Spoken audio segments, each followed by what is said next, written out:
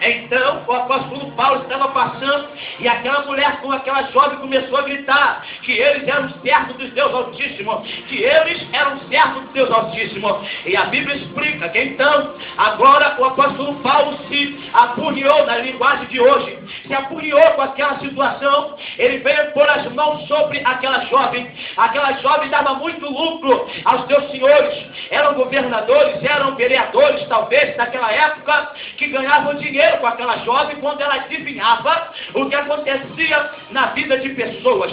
Então, agora aquele espírito maligno veio a sair da vida daquela jovem. Então os senhores vieram a perder todo o lucro que eles estavam ganhando por causa de Paulo. Então chamaram Paulo e Sila, pegaram Paulo e Sila, levaram Paulo e Sila em plena praça. Paulo e Sila foi açoitado em plena praça. Acredito que, segundo a lei daquela época, as pessoas rasgavam suas túnicas e chicoteavam, maltratavam, cuspiam. Paulo e Sila foram maltratados naquela época, ali em plena praça. Ainda levaram Paulo e Sila presos para dentro de um cárcere.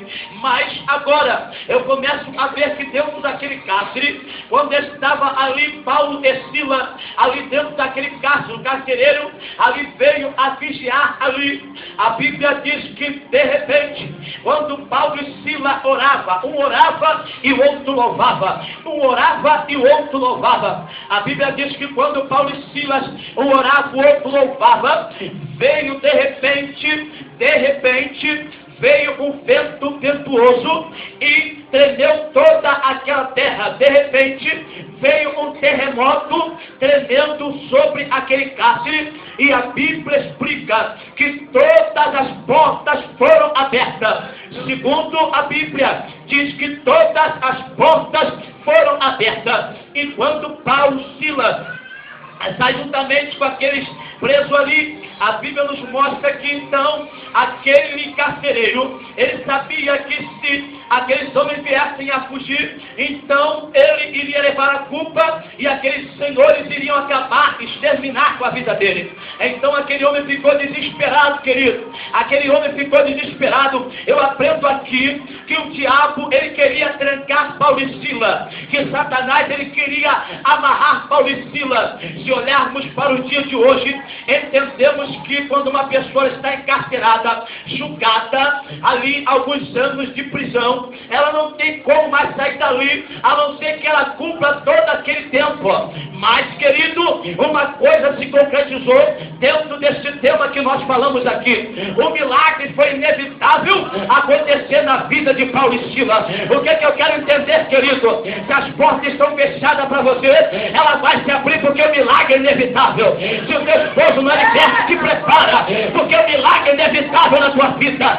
Se você ainda não está entendendo o que está acontecendo na tua vida, as lágrimas estão rolando, teu coração está frito, parece que não vai acontecer o milagre. Levante as mãos, levante a cabeça esta noite, que o milagre é inevitável. O milagre está acontecendo aqui. Levante a mão para o alto, solta três glórias gostoso para Jesus e nação. Bota um pouquinho de som aqui que eu estou com você. Aleluia. Quando olhamos aqui para a Bíblia, começamos a ver que Paulo veio operando estes milagres. Então agora aquele homem veio ali a operar aquele milagre, saiu de dentro daquele cárcere, Paulo e Silas. E se falarmos de milagre, nós entramos para dentro deste livro, dentro deste texto onde nós lemos, no capítulo 20, do versículo 7. Paulo estava instruindo os discípulos, Paulo estava instruindo aquele servo, e estava ali dando a Santa Ceia. E a Bíblia explica que Paulo estava exortando, segundo a história, estava exortando aqueles homens, e o discurso partiu até por dentro da noite, e o discurso partiu até por dentro da noite. E segundo a história diz que agora havia um jovem chamado Eutico, que estava ali, próximo ali aquele discurso de Paulo, e por causa de Paulo ter estendido o discurso, aquele jovem agora, ele veio adormecer, porque ele estava em uma janela do terceiro andar. Eu pude analisar, estudar a Bíblia, Bíblia. A Bíblia explica que aquelas janelas naquela época eram feitas de madeira e elas se abriam como portas naquela época.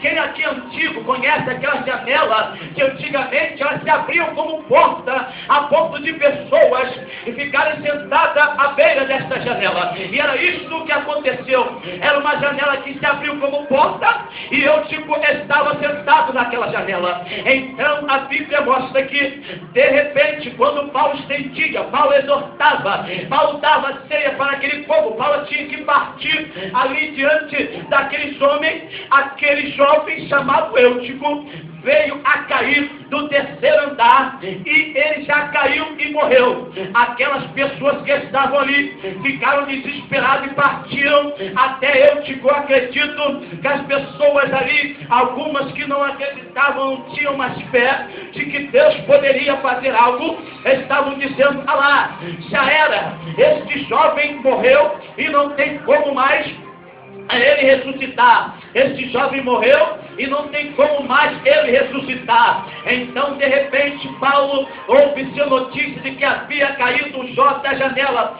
Paulo parte até aquele lugar e quando chega até aquele lugar, Paulo pega aquele jovem em seus braços, abraça aquele jovem e, como nós limos aqui, ele disse: não vos preocupeis, porque a vida nele está. Uma pessoa que está morta não tem como tornar a ter vida de uma área natural. Uma coisa que está morta não tem como a ter vida de uma maneira natural. Muitas das vezes nós olhamos e coisas que morrem em nossas vidas aos olhos natural não tem como voltar a ter vida. Mas eu vejo aqui que um milagre na vida de Eutico foi inevitável. O que eu quero aprender aqui, querido, você tem um sonho, você tem um plano, você tem um projeto na tua vida, e este projeto, este sonho parece que está morto na tua vida. Você já falou: Deus, eu já busquei, eu já orei, pastor já impôs as mãos,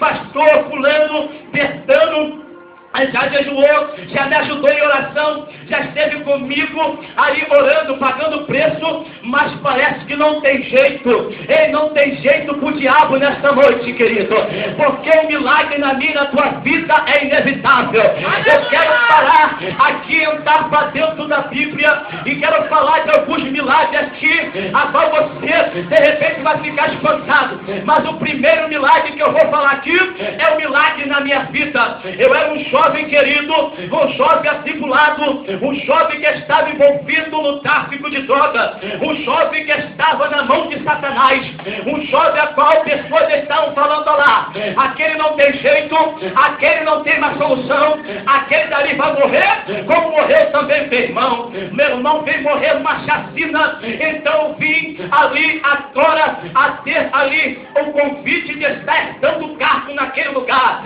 Mas, querido, quando Deus tem um milagre na vida de um homem, ele vem para dentro da igreja para ser pregador da palavra de Deus. Aleluia! Eu falo de milagre. Havia uma mulher que estava ali orando pela minha vida e a sociedade já me negava, pastor Nilson. A sociedade já fala, porque assim as pessoas negam esse jovem aí fora, achando que não tem jeito, querido. A mesma obra que Deus fez na minha vida, ele tem poder de fazer nessa comunidade. Acredita? Levanta a mão, solta até esse gostoso para Jesus de nós.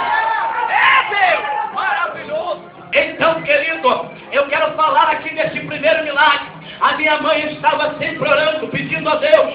Já estávamos pensando em fazer coisas terríveis, porque sabíamos o que tinha acontecido com o nosso irmão. De repente, aleluia, eu vim visitar uma igreja, bati de frente com Jesus. Aquele homem falou: olha, se prepara, porque tu vai gravar DVD, tu vai gravar CD. E eu pude ouvir da boca da minha mãe e falar: olha, Deus falou comigo que o milagre que ele ia fazer na tua vida era muito grande, querido. Então eu estou aqui como o primeiro milagre para te dizer. Talvez você está pensando: em fulano não tem jeito, bota uma ponto 50, uma pistola, um fuzil, meu irmão. Deus tem o poder de arrancar, querido. Não tem satanás, não tem demônio, não tem principado, não tem potestade, não tem pombagira, não tem tancarrua, não tem chucaveira, não tem luva.